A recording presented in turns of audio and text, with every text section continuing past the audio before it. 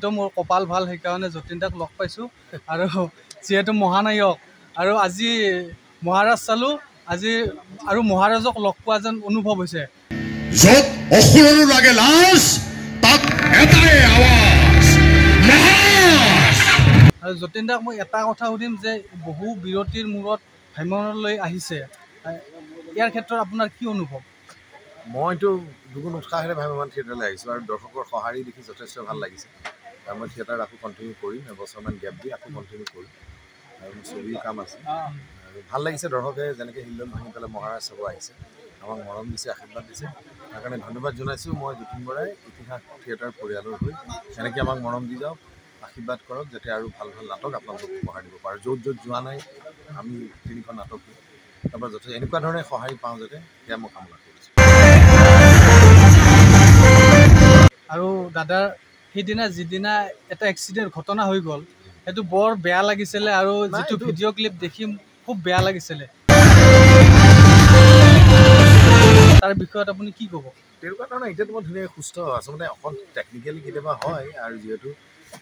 technical ছাইডটো এইটো তুমি কেতিয়াও ৰেষ্টুৰেঞ্চ দিব নোৱাৰা যে কণ্টিনিউ ভাল হ'ব তেনেকুৱা আগতো থিয়েটাৰ তেনেকুৱা ধৰণৰ হৈছে অভিনেতা অভিনেত্ৰী নিজৰ হৈছে তাৰপিছত আকৌ শ্ব' মাষ্ট গ' অন তাৰমানে ভ্ৰাম্যমান থিয়েটাৰটো কি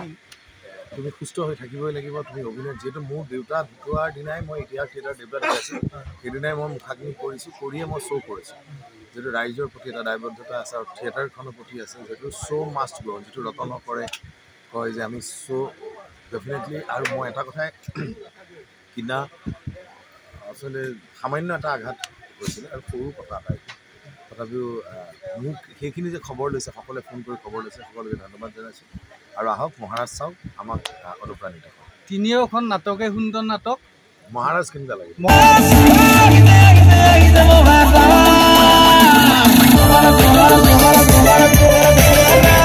মহাৰাজ শ্ৰেষ্ঠ নাটক মহাৰাজ খুব ভাল পালোঁ একদম ফাটাফাটি নাটক সকলোৱে আহক আৰু মহাৰাজ চাওক মহাৰাজ আছে লগতে আৰু যতীন দাক এইটো ক্ষেত্ৰত ধন্যবাদ জনাম মই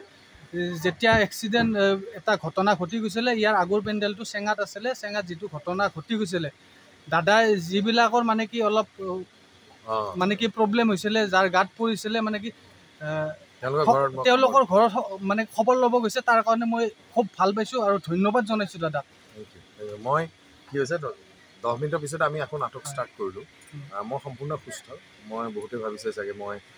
কিবা ডাঙৰ এক্সিডেণ্ট তেনেকুৱা ধৰণৰ হোৱা নাই সম্পূৰ্ণ সুস্থ 10 মিনিট এই ইনচিডেণ্টৰ 10 মিনিটৰ পিছতে মই আকৌ থিয়েটাৰ কৰিছোঁ আৰু মানুহক নাটকখন সম্পূৰ্ণ কৰিলোঁ তাৰ পিছদিনাও নাটক কৰিছোঁ এতিয়া আজি ইয়াত আমাৰ এতিয়া ছেকেণ্ড শ্ব' আছে আমি ছেকেণ্ড শ্ব' কাৰণে ৰেডি হ'ম আৰু সকলোকে অনুৰোধ কৰিছোঁ যিসকলে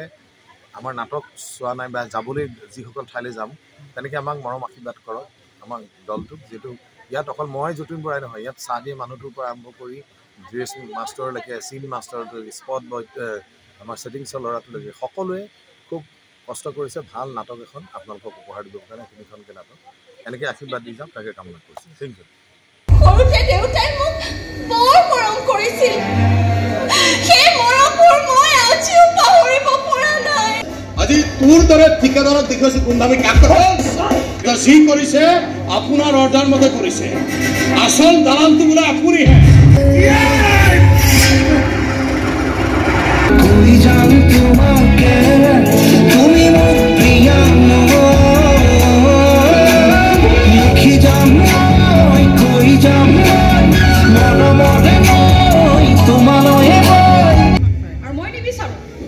মোৰ ছোৱালীজনীক কোনোবা এটা হত্যাকাৰী জীয়েক বুলি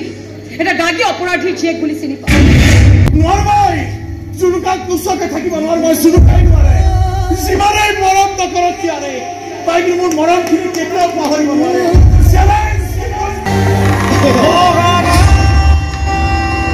50 লাখ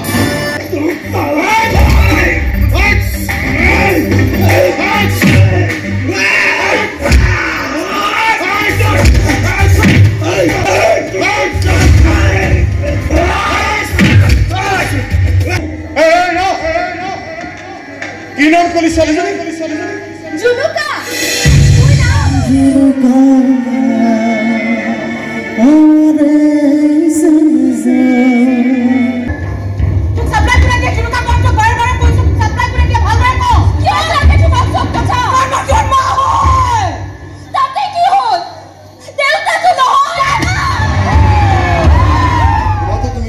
তাই কোনো দেউতাক নাছিল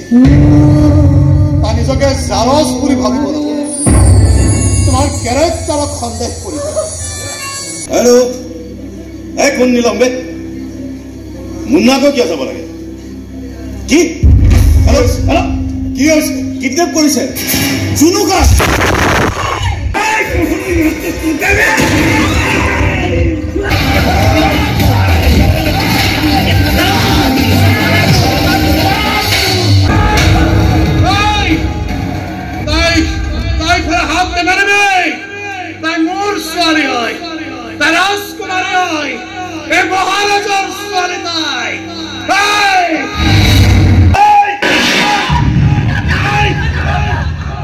হাততে গুলি লাগিছে